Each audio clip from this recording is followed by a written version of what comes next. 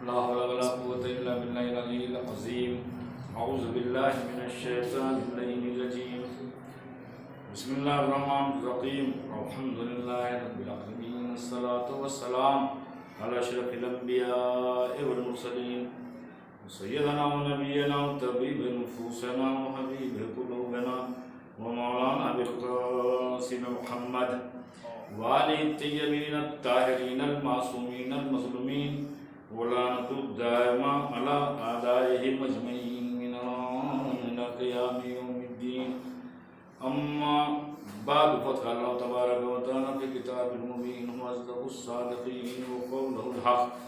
بسم الله الرحمن الرحيم. لقد خلقنا الإنسان في أحسن تقويم.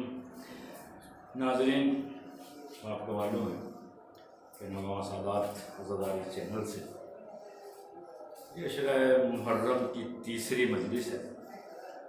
آیت کا ترجمہ آپ کی خدمت میں پہلے بھی عرض کیا جا چکا ہے. تبرکاً پھر عرض کرتا ہوں، ارشاد ہے کہ ہم نے انسان کو بہترین نظام کے تحت پیدا کیا، یعنی سب سے اچھا انسان کو بنایا، انسان سے اچھا کسی کو نہیں بنایا، اور ساری کائنات کو انسان کے لیے بنایا. تو انسان کے لیے لمحہ فکریہ ہے کہ سوچے کہ یہ ساری کائنات میرے لیے بنائی گئی ہے. اب جب یہ سب سے اچھا انسان کو بنایا ہے، اس سے اچھا کسی کو نہیں بنایا، اور ساری کائنات کو اس کے لیے بنایا، تو اگر انسان سب سے اچھا نہ ہو تو تخلیق کائنات عقیم و سقیم ہوگی، پھر خلقت کائنات بیکار ہو جائے گی، ناقص ہو جائے گی. لہذا ضروری ہے کہ نوع انسانی میں کوئی ایسا ضرور ہو کہ جس کے عمل کے ذریعے مقصد خلقت کائنات مکمل ہو جائے. ورنہ اگر سب ہم جیسے ہو جائیں مثلا تو پھر کیسے مقصد کائنات مکمل ہوگا.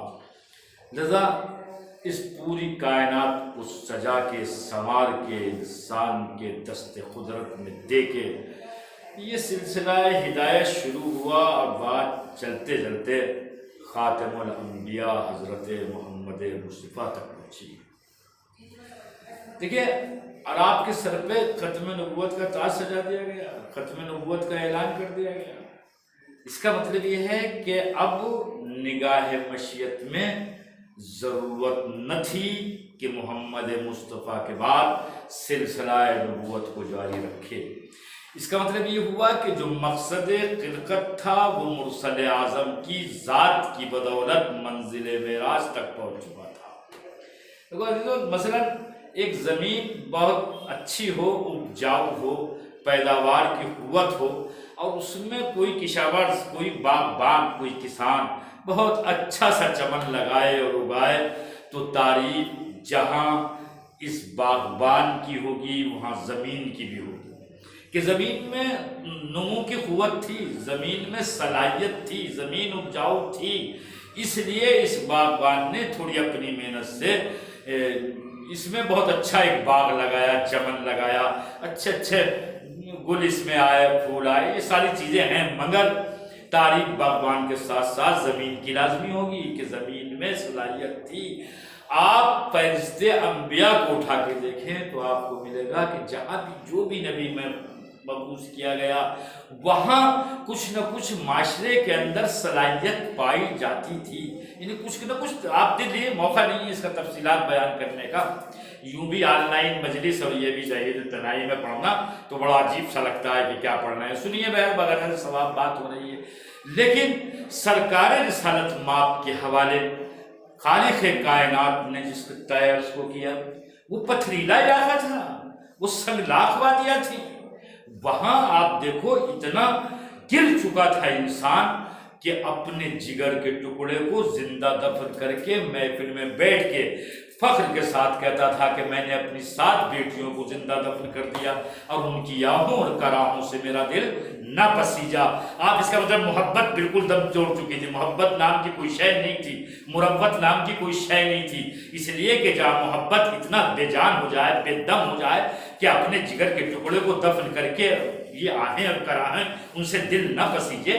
تو سوچو آپ، میری بات پہ توجہ کرو کہ جس معاشرے میں محبت کا عنصر ناپید ہو چکا ہو اور محبت مفقود ہو چکی ہو، وہاں آپ کیا کر سکتے ہو؟ جہاں محبت بے دم ہو، اتنی بے دم ہو جائے کہ اپنی ہی جگر کے ٹکڑوں کو، اپنی ہی اولاد کو، اور 7 بیٹیوں کو، ایک نہیں 7 بیٹیوں کو دفن کر کے، یا باپ یہ کہے کہ میں نے اپنی 7 بیٹیوں کو زندہ دفن کر دیا اور ان کی آہوں اور کراہوں سے میرا دل نہ پسیجا، یہ محبت کی بات تھی جو دم توڑ چکی تھی۔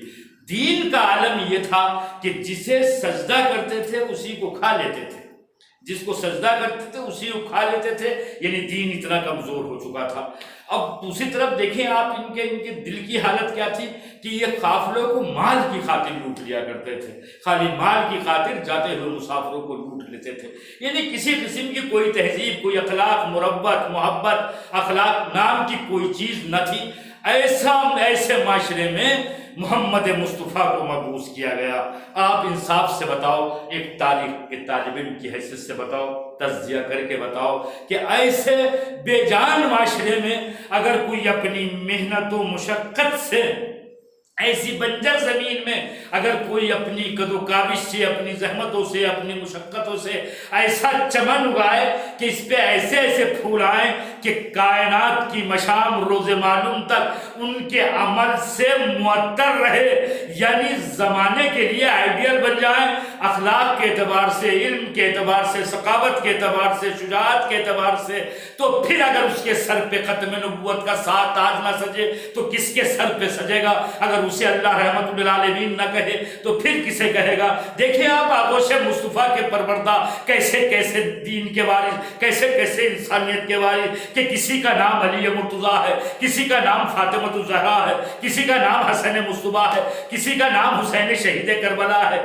یہ رسول نے کیسا چمن لگایا کہ جب تک کائنات باقی رہے گی اس چمن کی خوشبو سے پوری عالم انسانیت معطر ہوتی رہے گی اور بہرمند ہوتی رہے گی۔ آپ نے دیکھا ہے زمانے میں کہ کوئی کام جو بھی کرے وہ اللہ کے لیے کرے، اپنی ذات کے لیے اس کا کوئی کام نہ ہو۔ یہ تو صرف آغوش مصطفیٰ کے پروردہ تھے کہ ان کی ہر سانس اللہ کے لیے تھی، ان کی صبح بھی اللہ کے لیے تھی، ان کی شام بھی اللہ کے لیے تھی، ان کی نیند بھی اللہ کے لیے تھی، ان کی بیداری بھی اللہ کے لیے تھی۔ یہ سوتے تھے تو اللہ کے لیے، یہ جاگتے تھے تو اللہ کے لیے، یہ سجدہ ریز ہوتے تھے تو اللہ کے لیے، یہ میدان میں جاتے تھے تو اللہ کے لیے، یہ ممبر پہ جاتے تھے تو اللہ کے لیے۔ ان کی اپنی ذاتی خواہشات تو کچھ بھی نہ تھی، جو بھی عمل تھا وہ صرف اللہ کے لیے تھا۔ اب جب ایسے افراد نبی پاک کے معاشرے کے حوالے کریں کہ جو پورے زمانے کے لیے، دیکھیے اپنی حیات طیبہ میں نہیں، علی کا علم آج بھی روشنی دے رہا ہے، علی کی عدالت آج بھی لوگوں کو فیض یاب کر رہی ہے، علی کا اخلاق آج بھی، علی کا کرم آج بھی، علی کی شجاعت آج بھی، علی کے درس آج بھی۔ دیکھیے کیا ہے علی واقعا، زمانے نے سمجھا کہاں ہے۔ حج کا موقع ہے، جملہ بیچ میں آ گیا تو عرض کرتا ہوں، حج کا موقع ہے، لوگ سواریوں سے جایا کرتے تھے، آج جیسا زمانہ تو تھا نہ۔ تو علی بن طالب نے اعلان کیا کہ ان حاجیوں سے حقوق انسانی کے تعلق سے کوئی بات نہ کی جائے جو اپنی سواریوں کو ضرورت سے زیادہ تیز دوڑا کے لائے۔ توجہ کریں سامعین اور حاضرین ناظرین جو دیکھ رہے ہیں، توجہ کیجئے میرے جملے پر، میں سمجھتا ہوں شاید مجلس مکمل ہو گئی ہے اس سے۔ علی اعلان کرتے ہیں کہ ان حاجیوں سے حقوق انسانی کے تعلق سے کوئی بات نہ کی جائے جو اپنی سواریوں کو ضرورت سے زیادہ تیز دوڑا کے لائے ہیں۔ زمانہ لائے ایسا کہ بات صرف انسانوں کے حقوق کی نہ تھی، علی بن ابی طالب حیوانوں کے حقوق کی حفاظت کر رہے تھے۔ اور یہی جب شب آخر گھر سے گئے ہیں تو گھر میں کہا تھا پری ہوئی مرغابیوں کے لیے کہ اگر ان کے کھانے اور پینے کا انتظام نہ ہو سکے تو انہیں راہ خدا میں آزاد کر دینا۔ ایسے ایسے چمن لگائے مصطفیٰ نے، ایسے ایسے شجر لگائے مصطفیٰ نے کہ جو ممبر پہ بیٹھے تو سلونی کا اعلان کریں، اگر میدان میں جائیں تو سبب فتح اسلام بن جائیں، اگر مسند قضاوت پہ بیٹھیں تو اعلان کریں کہ ہر ایک کا توریت کا توریت کے ذریعے، انجیل کا انجیل کے ذریعے، زبور کا زبور کے ذریعے، ان کا ہر کام انسانیت کی بقا کے لیے، ان کی ساری زندگی انسانیت کی بقا کے لیے۔ اس تھوڑی سی تمہید کے بعد ذرا سا ذہن میں جو باتیں آ رہی ہیں تھوڑی سی مشکل سی ہیں، ذرا خوب توجہ کیجیے، اب سامنے ہوتے تو کہتا آپ سے کہ ذرا سا پتہ بھی چلتا کس کی سمجھ میں بات آ رہی ہے کس کی نہیں۔ اب ظاہر آپ تو دیکھو گے کیمرے میں تو کیا لگے گا، آپ بیس ہی پڑھ رہے ہیں، سن لیجیے، مگر ذرا باتیں مشکل سی ہیں تو خوب توجہ دیجیے گا۔ قرآن مجید کی ایک آیت ہے کہ ما لأحد عنده من نعمت تجزی الا ابتغاء وجہ ربہ الاعلی، کہ اس کے پاس کسی کے دینے کے لیے کچھ نہیں ہے، بس ان کے لیے ہے جن کا عمل اس کے لیے ہے۔ بہت عجیب سی آیت ہے، خوب توجہ کیجیے گا۔ ما لأحد عنده، کسی ایک کے لیے بھی نہیں ہے اس کے پاس، عنده کون ہے؟ عنده علم الکتاب، عنده مفاتیح الغیب، عنده الاسلام، ان الدین عند اللہ الاسلام۔ توجہ کر رہے ہیں، یہ عندہ اگر سمجھ میں آ جائے تو بہت کچھ مسئلہ حل ہو جائے۔ تو کہا اس کے نزدیک، کس کے نزدیک؟ یعنی اللہ کے نزدیک کسی کے دینے کے لیے کچھ نہیں ہے۔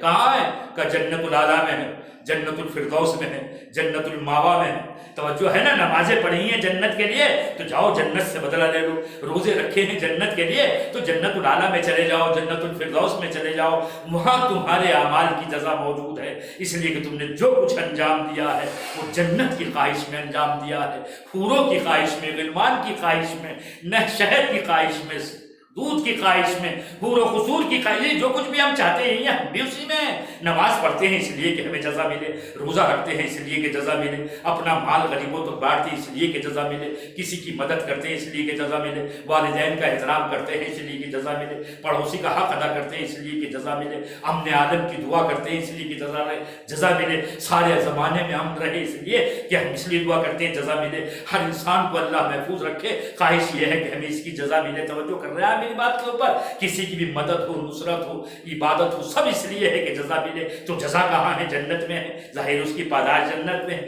تو جنت کے لیے کیا ہے؟ جنت میں چلے جاؤ۔ لیکن کچھ لوگ ایسے ہیں جن کے لیے اللہ کہتا ہے کہ باقی تو سب لوگوں کی جزا جنت کے پاس ہے، میرے پاس تو ان کی جزا ہے جنہوں نے ہر کام میرے لیے کیا ہے۔ تو مسئلہ ذرا مشکل سا ہے، توجہ کیجئے، میں حل کرتا ہوں۔ دیکھیے کوشش کرتا ہوں، غلط جملہ کہہ گیا کہ میں حل کرتا ہوں، اتنی صلاحیت بھی نہیں ہے کہ حل کر سکوں۔ جب حسب صلاحیت آپ کی خدمت میں عرض کرتا ہوں کہ بات مشکل سی ہے، مگر حکومت مانگتا ہوں شاہ ولایت سے، سالار شہیدہ سے، کربلا کے شہیدوں سے، کہ بات جتنے لوگ بھی دیکھ رہے ہیں ان کی سمجھ میں خدا کرے کہ بات پہنچ جائے۔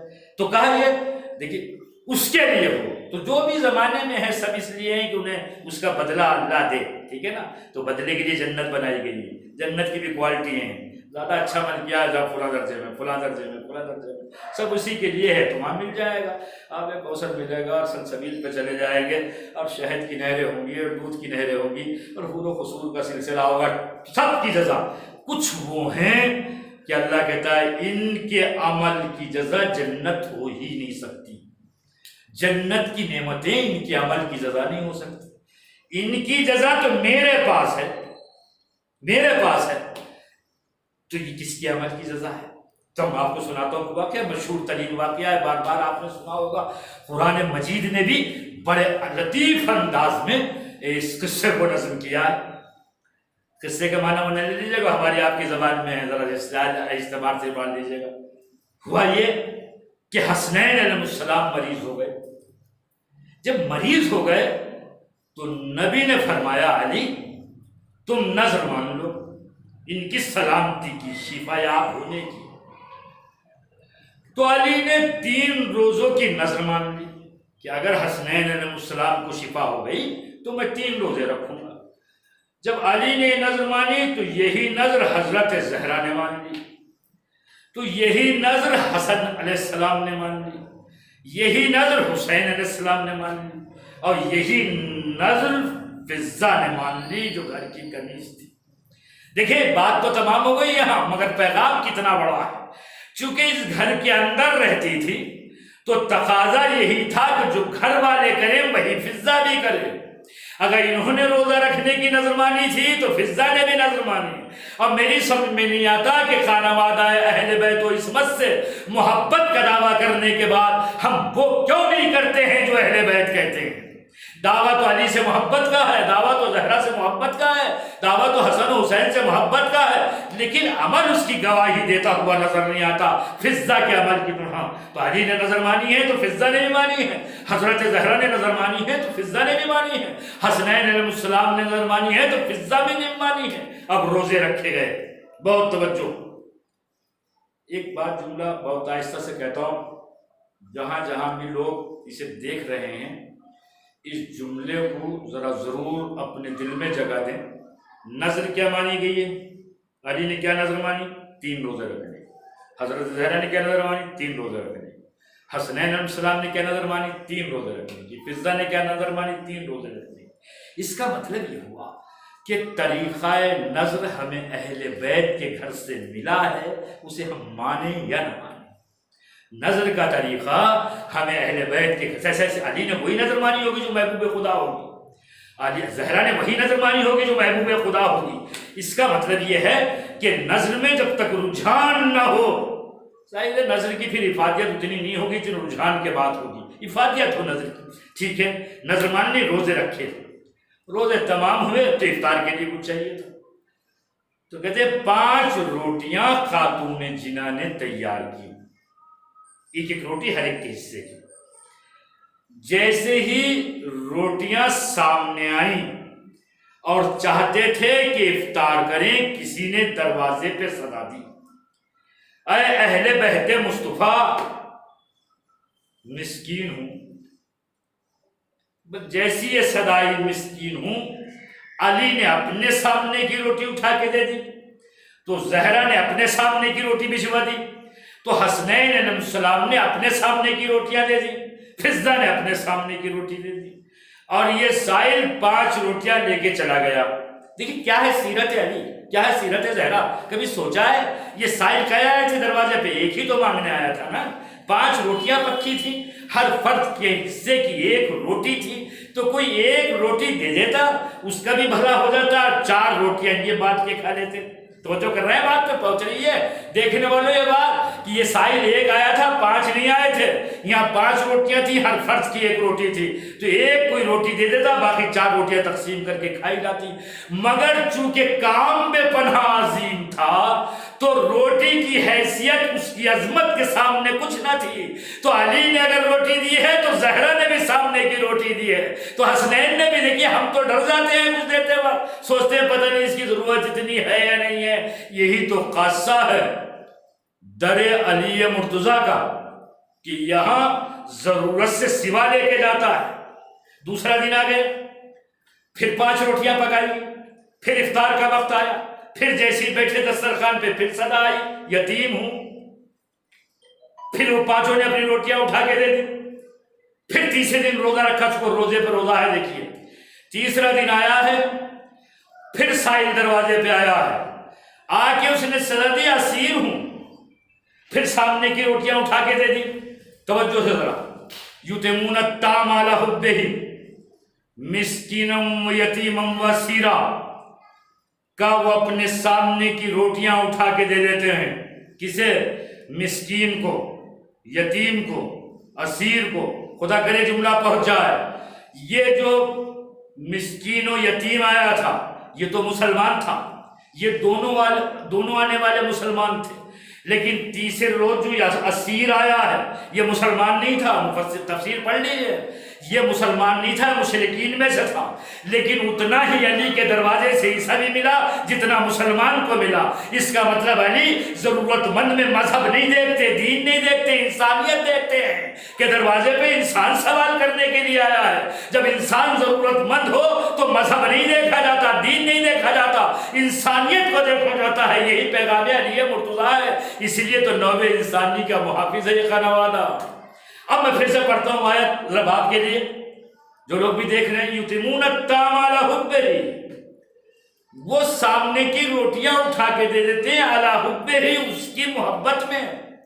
کس کی محبت میں؟ فوراً ذہن میں آتا ہے حبہ کہ اس ضمیر کا مرجع اللہ ہے، یعنی اللہ کی محبت میں۔ ایسا نہیں ہے اس ضمیر کا مرجع اللہ نہیں ہے، اس ضمیر کا مرجع وہ طعام ہے، وہ روٹیاں ہیں، یعنی ترجمہ یوں ہوگا کہ وہ سامنے کی روٹیاں باوجود اس کے کہ انہیں خود بھی ان روٹیوں کی ضرورت تھی، اس غذا کی ضرورت تھی، لیکن اپنی ضرورت پہ دوسرے کی ضرورت کو زیادہ بہتر سمجھا اور خود پانی سے افطار کیا اور آنے والے بھوکے کی خدمت میں روٹیاں پیش کر دی۔ یتمون الطعام علی حبہ، یعنی باوجود اس کے کہ ان روٹیوں کی ضرورت انہیں بھی تھی، اس کی خاطر انہوں نے، ٹھیک ہے نا، یہ عمل پورا ہو گیا۔ ایک آیت اور پڑھتا ہوں۔ اب جو ان کے ذہن میں بات تھی اسے اللہ نے قرآن بنایا اور کہا انما نطعمکم لوجہ اللہ، کہ ہم جو تمہیں غذا دے رہے ہیں، طعام دے رہے ہیں، تمہیں شکم سیر کر رہے ہیں، سامنے کی روٹیاں دے رہے ہیں، لوجہ اللہ، یہ صرف اللہ کے لیے ہے۔ لا نرید منکم جزاء ولا شکورا، نہ ان کا بدلہ ہم کو کوئی چاہتے ہیں، یہاں تک ہم تو یہ بھی نہیں چاہتے کہ آپ یہ کہو کہ آپ کا بہت بہت شکریہ۔ ہم یہ بھی دیکھیں، یہ قرآن مجید ہے۔ اب کتنا عمل عظیم رہا ہوگا کہ جو احساسات دل مرتضیٰ تھے اسے اللہ نے قرآن بنا دیا، جو تقیل تھا اسے قرآن میں تبدیل کر دیا۔ تو جو ہے میری بات کے اوپر، تو اب یہ صرف اللہ کے لیے۔ اب میں تم سے پلٹ کے آتا ہوں۔ اب تیسرا روز آیا ہے تو علی آئے ہیں حسنین کو لیے نبی کی خدمت میں، اور حسنین علیہ السلام ذوق اور کمزوری کی بنیاد پہ لرز رہے تھے، ٹھیک ہے نا۔ نبی نے دیکھا رحمت اللہ العالمین کی بارگاہ، کیسا احساس ہوا ہوگا، دل میں خیال آیا جب ان کا یہ حال ہے تو زہرا کا حال کیا ہوگا۔ تو ایک مرتبہ گھر کی طرف بچوں کو لے کے بڑھے۔ اب جو جا کے دیکھا، ہونا کیا چاہیے تھا کہ زہرا بستر پہ ہوتی نا، ٹھیک ہے، 3 دن کی بھوک ہے، بستر پہ ہونا چاہیے تھا، لیکن خاتم الانبیاء نے دیکھا کہ آپ کی سیدہ فاطمہ زہرا طاہرہ فقیہ محدثہ بیٹی مصلی عبادت پہ کھڑی ہے۔ نبی کی آنکھوں میں آنسو آئے تھے کہ ادھر سے جبرائیل یہ پورا سورہ لے کے چلے کہ اے نبی تمہیں مبارک ہو، تم نے خلقت کائنات کو معراج پہ پہنچا دیا۔ جس وجہ سے اللہ نے اس کائنات کو بنایا تھا اس کو آپ کی آغوش کے پروردگار ذات نے اپنے عمل سے ثابت کیا کہ یہ کائنات انسان کے لیے بنائی گئی ہے اور انسان سب سے اعلیٰ و ارفع ہے۔ یہاں تک بات پہنچ گئی، سن لیجئے۔ تو کہا کیا؟ کہیے لوجہ اللہ، ان کا کام تو اللہ کے لیے تھا، صرف اللہ کے لیے۔ اب اس آیت پر یہ مالا عادل عندہ من نعمت تجزا، اللہ کے نزدیک کسی کے عمل کی کوئی جزا نہیں ہے، یعنی عمل اس لائق ہی نہیں ہے کہ وہ جزا دے، جنت میں چلے جاؤ، جنت میں چلے جاؤ۔ کہا صرف ان کی ابتغاء، جن کا صرف وجہ اللہ، جنہوں نے صرف اللہ کے لیے عمل کو انجام دیا۔ پھر پڑھیے اسے کہ انہوں نے جو روٹیاں دی ہیں یہ تو جزا بھی نہیں چاہتے، یہ تو شکریہ بھی نہیں چاہتے، یہ تو صرف وجہ اللہ انہوں نے کیا ہے، اللہ کے لیے کہا۔ تو اب مجھے جملہ کہنے دیجئے تاکہ بات زیادہ گنجنک بھی نہ ہو۔ ہر ایک کی عمل کی جزا جنت میں ہے اور اہل بیت کی عمل کی جزا اللہ کے پاس ہے۔ اسی لیے روایت ہے کہ جنت حضرت زہرا کو اہل جنت آدم و نوح و عیسیٰ و موسیٰ و ابراہیم و اسماعیل اس طرح دیکھیں گے جس طرح اہل زمین ستاروں کو دیکھتے ہیں، یعنی جنت اہل بیت اتنی بلند ہوگی ان کی جنت سے۔ پہنچ رہی ہے جو بات، اگر بات سمجھ میں آ جائے تو بات ہی کیا ہے۔ بات تمام کرتا ہوں، وقت جلدی سے سمٹ گیا، 10-5 منٹ کا وقت ہے، اسے آپ سن لیجیے۔ تو یہ اہل بیت کا گھرانہ انہی کے لیے ہے سخر لکم، ہم نے تمہارے اختیار میں دیا ہے کائنات کو، انہی کے لیے ہے خلق لکم، ہم نے تمہارے لیے خلق کیا ہے کائنات کو۔ اسی لیے تو اگر یہ نگاہ طنز سے زمین کو دیکھ لیں تو زمین کا جگر پھٹ جائے۔ ایک روایت پڑھتا ہوں، فضل اعضا چل رہی ہے، بڑی عجیب ہے، مسجد کوفہ ہے، چاہنے والے ہیں، ماننے والے ہیں، وہی ہیں جنہوں نے علی کے پیچھے بھی نماز پڑھی ہے۔ کہتے ہیں یا علی کچھ کرامت دکھائیں، کچھ معجزہ۔ علی کہتے ہیں تم برداشت کہاں کر پاؤ گے؟ کہتے ہیں کیوں مولا، ہم تو آپ کو مانتے ہیں، جانتے ہیں، آپ صاحب اجازت ہیں، معلوم ہے۔ کہا نہیں، پھر بھی تمہارے دلوں میں اتنی قوت نہیں ہے کہ تم اسے برداشت کرو۔ ان کا اصرار بڑھا تو علی نے کہا استاد چلو، بہت پر آدمی تھے۔ کوفے سے باہر نکلے، ایک مرتبہ علی نے کہا دیکھو ذرا۔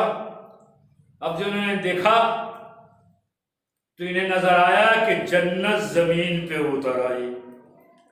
سخر لکم خلق لکم، تمہاری قبضہ قدرت میں ہے، تمہارے لیے پیدا کیا ہے۔ انہوں نے کہا یا علی یہ تو جنت زمین پہ اتر آئی ہے۔ تو کافر کا مطلب یہ ہے کہ آپ جادوگر ہو، ورنہ زمین پہ جنت کہاں سے آ جاتی ہے؟ والی نے کہا ہم تو پہلے ہی کہتے تھے نا کہ تم سنبھال نہ پاؤ گے بات، کہتے ان میں سے 2 کے سوا اور سارے کے سارے دین سے پھر گئے، کہ یہ تو سب وہ ہے، جادو ہے، سب سحر ہے یہ تو سب۔ علی نے ان سے 2 سے کہا آؤ چلو مسجد میں چلتے ہیں، ان کے لیے اللہ سے دعا کرتے ہیں کہ اللہ ان کے دلوں کو قوت دے تاکہ یہ حقانیت کو سمجھ سکے، حق کو سمجھ سکے۔ ان 2 کو لے کے جب مسجد میں علی آئے تو جو مسجد کا فرش تھا نا کچا، اس کے ذرے جواہرات میں تبدیل ہو گئے۔ تو ان دونوں نے کہا علی وہی ٹھیک کر رہے تھے، وہاں جنت زمین پہ دکھا دی، یہاں زمین پہ پڑے ہوئے ذروں کو جواہرات میں تبدیل کر دیا۔ توجہ کر رہے ہیں آپ، محبت علی کے لیے، معرفت علی کے لیے، علی کو سمجھنے کے لیے۔ دیکھیں نام تو صرف ایک رہتا ہے علی، چونکہ پہلے امام ہے، ورنہ یہی بات امام حسن کے لیے ہے، یہی بات امام حسین کے لیے ہے، یہی بات سید الساجدین کے لیے ہے، یہ جو بھی خانہ وادہ عصمت ہے ائمہ اطہار کے لیے، کہ ان کی معرفت انہیں سمجھنا اور سمجھنے کے بعد دل کو قابو میں رکھنا یہ آسان کام نہیں ہے۔ دعا کیا کیجئے کہ اللہ دلوں میں اتنی صلاحیت دے کہ حق اہل بیت کو سمجھا جا سکے اور اسے دل میں جگہ دی جا سکے۔ اس لیے ہے کہ یہ محبت ان دلوں میں آتی ہے جن دلوں کا امتحان لے لیا جاتا ہے۔ عجیب ہے واقع، ہر اعتبار سے دیکھیں۔ میں آپ سے ایک سوال پوچھتا ہوں، جب سارا زمانہ یزید جیسے فاسق کی بیعت کر چکا تھا تو حسین بھی کر لیتے، کیا بات تھی؟ کر سکتے تھے نہیں کر سکتے تھے؟ یا جس طرح اور وہاں سے فرار کر کے، جملہ عرض کرنے جا رہا ہوں، کعبے میں پناہ لیے ہوئے تھے، اس طرح حسین بھی لے سکتے تھے، مگر کیا ہوتا معلوم ہے آپ کو؟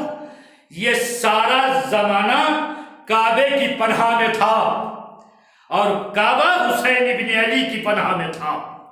آج یہ تیسری مجلس آ گئی ہے، عرض کرتا ہوں مسائل بہت مسائل ہیں، مختصر سے مسائل آپ کی خدمت میں عرض کرنا چاہتا ہوں کہ ساری کائنات کعبے کے تحفظ میں تھی، لوگ جان بچا کے کعبے کی پناہ میں آ رہے تھے، اور کعبہ حسین ابن علی کی پناہ میں تھا۔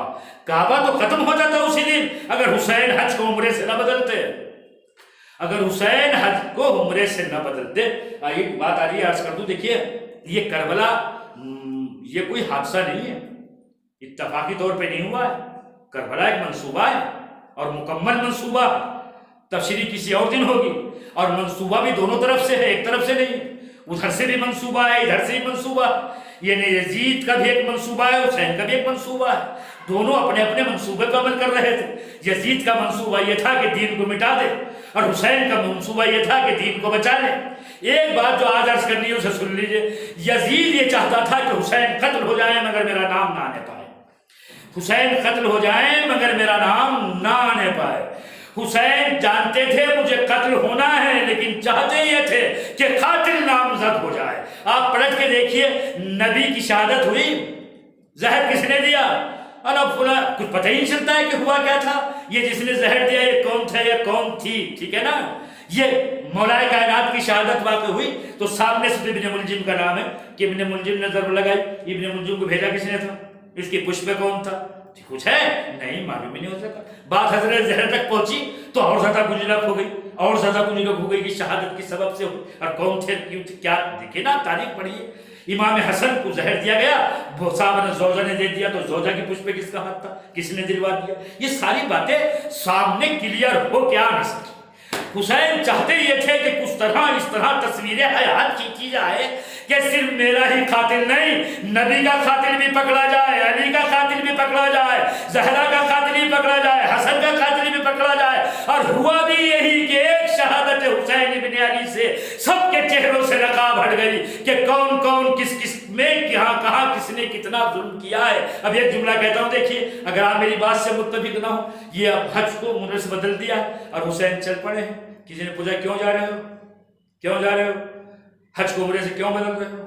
وارث کعبہ ہو کے جا رہے ہو، فرزند فاطمہ ہو کے جا رہے ہو، وارث صفا و مروہ ہو کے جا رہے ہو، یہ مینا کو چھوڑ کے جا رہے ہو؟ تو حسین کہتے ہیں ہاں جا اسے لے رہا ہوں کہ حاجیوں کے لباس میں قاتل آئے ہیں۔ تو کہا بھیجے کس نے؟ بھیجے کس نے؟ کہا یزید نے بھیجے۔ تو کہا یزید کیا چاہتا ہے؟ کہا یزید میرا خون ناحق بہانا چاہتا ہے، ان سے بیعت چاہتا ہے یا خون بہانا چاہتا ہے۔ ابھی قتل حسین تو نہیں ہوا تھا، ابھی حسین قتل تو نہیں ہوئے تھے، لیکن قاتل نامزد ہو گیا۔ جیسے ہی حج کو عمرے سے بدل کے حسین چلے، ہر زبان پہ تھا فرزند فاطمہ اس لیے چلا گیا کہ یزید نے قتل کے لیے آدمی بھیج دیے ہیں۔ اب یہیں سے فیصلہ کر لیجئے، باقی مفصل گفتگو بات کو ہوگی کہ جیتا کون ہے اور ہارا کون ہے۔ جو منصوبے میں ہار گیا، جس کا منصوبہ فیل ہو گیا وہ ہار گیا، جو منصوبے میں کامیاب ہو گیا وہ جیت گیا۔ یزید چاہتا تھا میرا نام نہ آنے پائے، حسین چاہتے تھے قاتل آشکار ہو جائے، لہذا شہادت حسین نے اپنی شہادت سے پہلے قاتل کو نامزد کر دیا کہ مجھے قتل کو کرنا چاہتا ہے۔ مکے کو چھوڑ دیا حسین نے، مکے کو چھوڑ دیا حسین نے، حج کو عمرے سے بدل دیا حسین۔ پھر میں کہتا ہوں بڑی مشکل بات ہے، وارث کعبہ ہے، وارث صفا و مروہ ہے، فرزند فاطمہ ہے، اور حج کو عمرے سے بدل کے جا رہا ہے۔ روایت عرض کرتا ہوں سفر کی، حالانکہ تیسری مجلس ہے، 2 تاریخ کو وارث ہو گئے حسین، لیکن پڑھتا ہوں چونکہ روایت ابھی عرض نہ کر سکا۔ کوفے سے پہلے حسین نے قیام کیا اور کہا بھیا عباس، کوفے کی طرف سے اگر کوئی آتا ہوا مسافر ملے تو اس سے پوچھنا کہ مسلم کی کیا خبر ہے۔ لذا عباس بن علی قیام حسینی سے آگے بڑھ کر وہاں پہنچ گئے، اس راہ پہ جو کوفے سے آتی تھی۔ 2 سواروں کو آتے ہوئے دیکھا، ان سے پوچھا تم کوفے سے آ رہے ہو؟ کہاں ہم کوفے سے آ رہے ہیں۔ تو یہ بتاؤ کہ کوفے میں تو مسلم بھی تھے، مسلم کی کیا اطلاع ہے؟ وہ پوچھتے ہیں آپ کون ہیں جو مسلم کے لیے سوال کر رہے ہیں؟ کہ میں حسین کا بھائی عباس، میں علی کا شیر عباس۔ تو کہا پھر حسین کہاں ہیں؟ کہ حسین منزل کیے ہوئے ہیں۔ تو کہا پھر یوں کرو کہ ہمیں حسین کی خدمت میں لے چلو، ہم حسینی کو بتائیں گے کہ مسلم کے کیا حالات ہیں۔ ابو الفضل عباس انہیں لے کے حسین کی خدمت میں آئے۔ خیمہ حسین میں اصحاب حسین بیٹھے ہوئے تھے۔ ان آنے والوں نے اس طرح ان کی طرف دیکھا کہ جیسے یہ چاہتے ہی ہوں کہ حسین ان سے تنہائی میں چلیں، تقریر کریں۔ تو حسین نے کہا کہ جو بھی دیکھا ہے، جو بھی خبر ہے ان کے سامنے بیان کرو، اس لیے کہ میرا کوئی راز ان پر راز نہیں ہے۔ تو انہوں نے کہا مولا، ہم اس وقت کوفے سے چلے تھے جب مسلم کے پیروں میں رسی باندھ کر کوفے کی گلیوں میں تشہیر کیا جا رہا تھا۔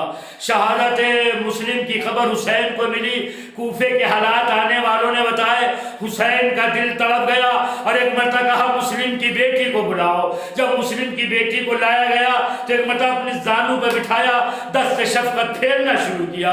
بنی ہاشم کے گھر کی بچی تھی، ارے بنی ہاشم کے گھرانے کی بچی تھی، سمجھ گئی اور ایک مرتبہ بڑی معصومیت سے پوچھا میرے آقا آپ تو اس طرح مجھ سے پیار کر رہے ہیں، اس طرح دست شفقت پھیر رہے ہیں جس طرح یتیموں کے سروں پہ پھیرا جاتا ہے، تو کیا میرے بابا کی تو خیر ہے؟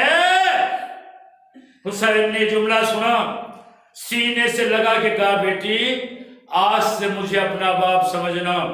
میں کہتا ہوں مسلم کی بیٹی مبارک ہو کہ شہادت مسلم کے بعد کوئی اتنا کریم شخص موجود تھا جس نے سینے سے لگایا ہے، سر پہ دست شفقت پھیرا ہے۔ ذرا ایک نظر کربلا میں ڈالو کہ حسین کی سکینہ ہے، حسین کے بعد تماچے لگائے جا رہے ہیں، درے چھینے جا رہے ہیں، تازیانے لگائے جا رہے ہیں، دامن میں آگ لگی ہوئی ہے، بچی مضطرب ہو رہی ہے، نجف کا راستہ پوچھ رہی ہے۔ یہ عزیزوں جب پیار کر چکے اور دست شفقت پھیر چکے، یہ چند جملے ہیں، انہیں ملاحظہ اگر کر سکے تو کر دیجیے گا ورنہ بات تو تمام ہو رہی ہے۔ یہ بہت سے جملے مسائل کی جو میں عزیزوں کبھی کبھی پڑھتا ہوں، انہیں میں ایک جملہ یہ بھی ہے، اسے بس اسی ماہ محرم میں پڑھتا ہوں، اسے سن لیجیے کہ جب یہ تشفی و تسلی دے چکے یتیمہ مسلم کو حسین، کیونکہ مطلب جناب عباس سے کہا عباس جاؤ جا کے بہن کو پرسا دو۔ زوجہ مسلم جناب عباس کی سگی بہن تھی، کہا جاؤ، جانے کے بعد بیوہ مسلم کو پرسا دو، تسلی دو۔ علی کا شیر زوجہ مسلم کے خیمے میں پہنچا، بہن کے سر پہ ہاتھ رکھا اور ہاتھ رکھنے کے بعد کہا بہن، بہادر بھائیوں کی بہنیں رویا نہیں کرتی، بہادر بھائیوں کی بہنیں رویا نہیں کرتی۔ ارے کوفہ آنے دو، مسلم کے ایک ایک قطرہ خون کا حساب ظالموں سے لوں گا، دارالعمارہ کی بنیادوں کو ہلا دوں گا، مگر اللہ علیہ جذبات عباس جو مروے کار نہ سکے۔ جب عباس کوفہ پہنچے ہیں تو مسلم کا شر دارالعمارہ